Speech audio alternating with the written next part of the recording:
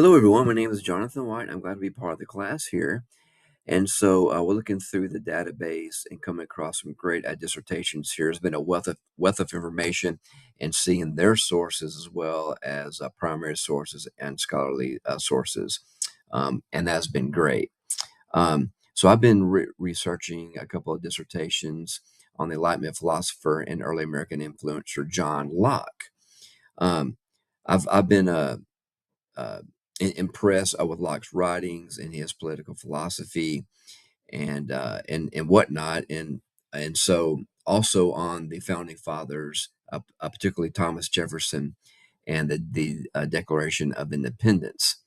But just as compelling is the formative influence of the Protestant Reformation on him, and that is an intersection that's very interesting to me, which may be a central focus of my dissertation as well.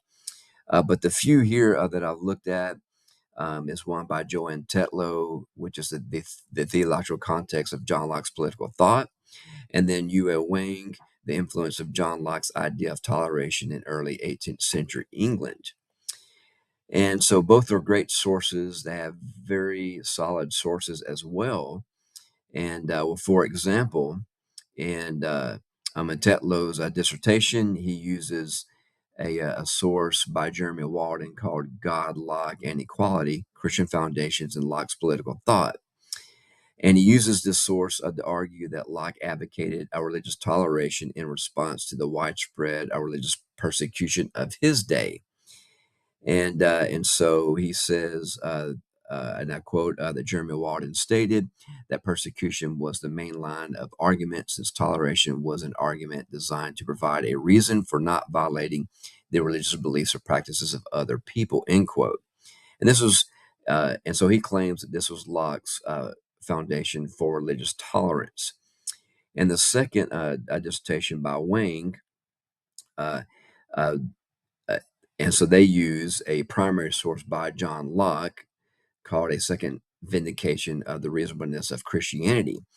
And this, they quote saying that Baxter's or Richard Baxter's a covenantal theology held the view that faith and obedience were necessary for justification.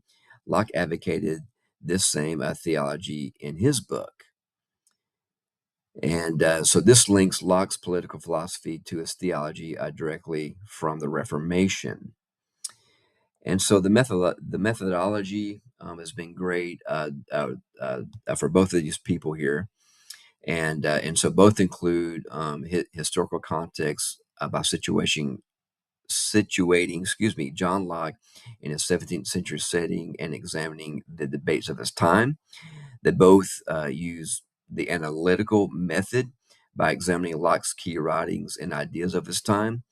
Both provide an argumentative analysis, not by describing, but also presenting opposing viewpoints, allowing the reader to understand all angles. And also, both do a great job in linking Locke's theological and political thinking. In conclusion, both of these dissertations portray Locke as a thinker who maintained a balanced approach to theology and politics, consistently seeking a middle path between opposing extremes while shaping the ideas of many early American founders. Thank you.